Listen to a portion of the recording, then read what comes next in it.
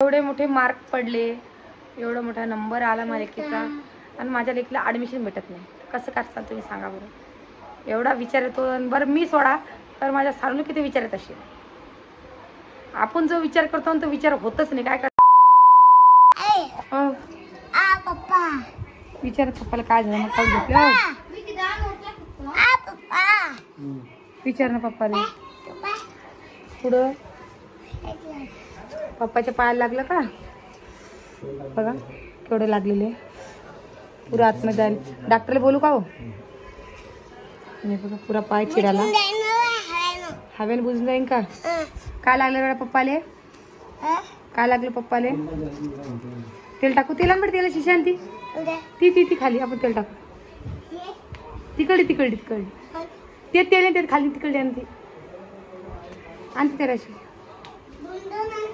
अन्न लवकर चाल ना. आणती द्या अन्न रे. अन्न लवकर टाकू दे अन्न. पाय लागले त्यांच्या. द्यायचा कॅमेरा असं धर. हा असं असं धर असं धर ना.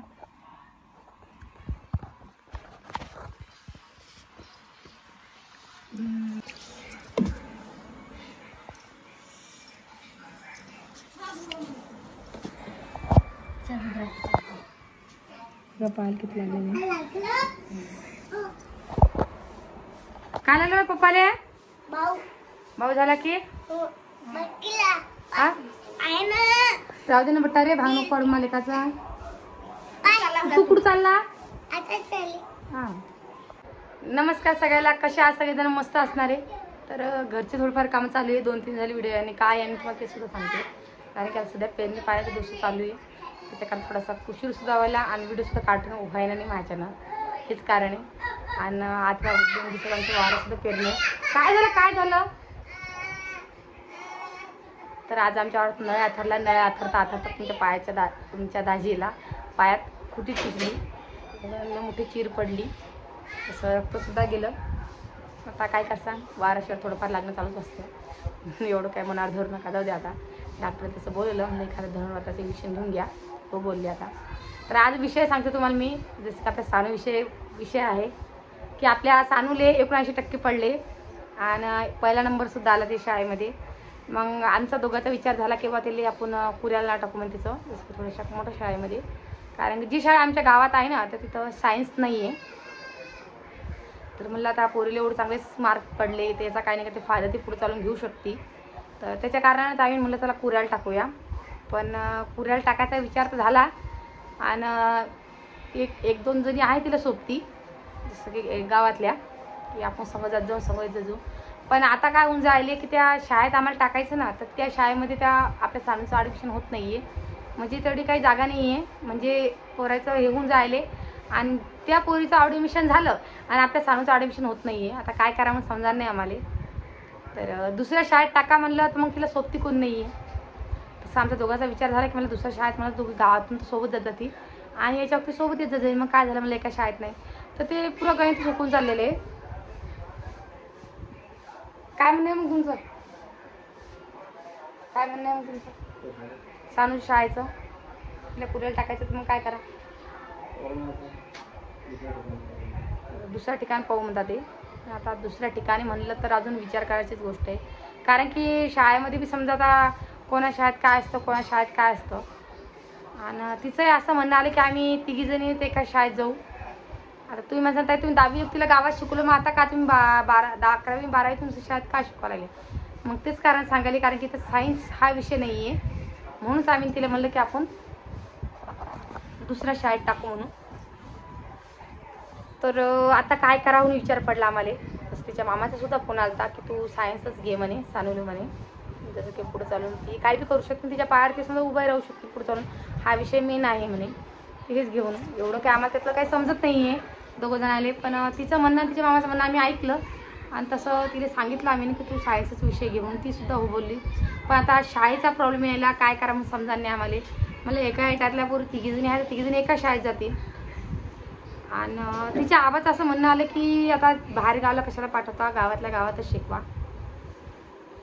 तर आता ते जुन्या पद्धत समजा जुन्या माणसाची म्हणत होते की बुवा लांब कशाला पाठवता म्हणून. पण मग लांब जासान तर शिक्षणाला तर लोक किती किती लांब जातात.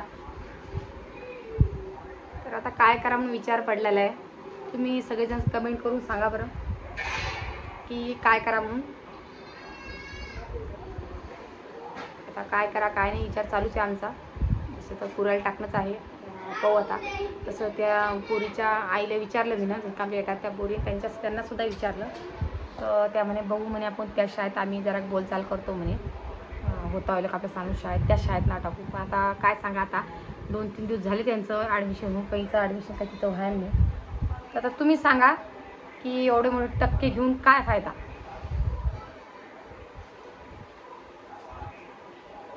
याच्याकरताच मग थोडंसं जीव असं मागं पुढं करतो. एक जेवण तर फिक्स आला कुठून पाठवत असं इतक्याला आपल्या गायच्यातच शिकवा. गावातच जाणं येणंही सोपं आहे. आणि पूर्वीसुद्धा आणि आपल्या सानूचं राणीचं सोनलचं राणीचं आणि सोनलचं शाळेत त्या शाळेत नावे ज्या शाळेत आपली सानू शिकलेली आहे तिचं तिघी बहिणीचं ॲडमिशन घेतलं होतं आम्ही ना. तर आता ती हिचं जरा प्रॉब्लेम यायला आम्हाला. आता तिचा आबा तर काही ऐकायला तयार नाही. आता आबा तुम्ही म्हणसान बाबा म्हणा काय, आम्ही तिकडं आबाच म्हणता. तर असं चालू आहे. खूप सारं टेन्शन आलं आम्हाला, काय करा. आणि हे नॅरं टेन्शन, वावरातलं नॅरं टेन्शन. सध्या आता पाणी पाऊस खूप यायला. संध्याकाळी पाणी पडताना दिवसा ऊन तपलेलं आमच्याकडे. तुमच्याकडे पाणी पडतं की नाही सांगा बरं आम्हाला कमेंट करून एकदा. चला मग आता संध्याकाळचा टाईम आहे. आता भाऊजी झोपील कारण चांगलं लागा नाही तर डॉक्टरसुद्धा येईन आता. त्यामुळे एखादा दोन वाटा टेन्शन घेऊन घ्या. ते काय आपल्याशी बोलायला तयार नाही आहे. बघू आता तुम्हाला माहीत सांगेन तसं मी की काय केलं काय नाही, कुठं टाकलं शाळेत नाव म्हणून. तुमच्यासोबत ही गोष्ट शेअर करणारच आहे. याच्यासाठीच म्हटलं चला एखादा व्हिडिओ घेऊया की बा पोरीने एवढे टक्के कमवली, एवढा नंबर आला आणि जरी तिला ॲडमिशन घ्यायचं तर तिला ॲडमिशन भेटत नाही आहे. आणि ऋतूचं बोलणं तर तुम्ही ऐकलेलंच आहे कसं आहे म्हणून. आणि काल मी जी साडी घेतली होती साडी मला खूप आवडली होती. तसं तुम्ही म्हणले की त्याची चांगली वाटत नाही साडी, पण मला असं वाटतं की बा त्याच्यावरचं ब्लाऊज चांगलं शिवलं तर मला चांगली वाटेल असं मला वाटत होतं. पण तुम्ही सगळ्या जणांना कमेंट केलं की ती चांगली वाटत नाही म्हणून. तर आता काय करा म्हणून विचार पडला मला, कारण की ती साडी मला खूप आवडली होती. आणि पहिल्यांदा मी इतकी आवडतीची साडी, माझ्या मनपसंत साडी घेतली. तुम्ही सगळेजण म्हणे की चांगली नाही म्हणून, पण मला वाटतं की तिच्याचं ब्लाऊज शिवलं ती एकदम मस्त वाटेल साडी. आता बघते मी तसं आणि तुमच्यासोबत सगळ्यांना शेअर करणारच ही गोष्ट. तर चला मग आता काय जास्त मोठाने व्हिडिओ एवढंच करणार आहे कारण भरपूर सारे काम आहे. आणि आता स्वयंपाकसुद्धा संध्याकाळचा करणं पडणार, थोडं लवकरच लागणं पडणार कारण की संध्याकाळी आमच्याकडे खूप पाणी पडायला लागलं. तर लाईट राहत नाही आणि तुम्हाला लाईट गेल्यावरती काही सुचत नाही. त्याच्याकरता मग लवकर स्वयंपाकाला लागणं पडतं. थोडं वजे काय नाही काय चालू ठेवणं पडतं. स्वयंपाक बी होतो आणि हे बी होतं. आणि आपल्या परीचं गोष्ट आली तरी आता परीचा इंटरव्ह्यू परी गेली ती यायला तर तिचंसुद्धा मस्त तिनं म्हणजे ड्रेस बी मस्त घातला, फोटोशूट बी एकदम मस्त करू दिला, व्यवस्थित केलं तिनं.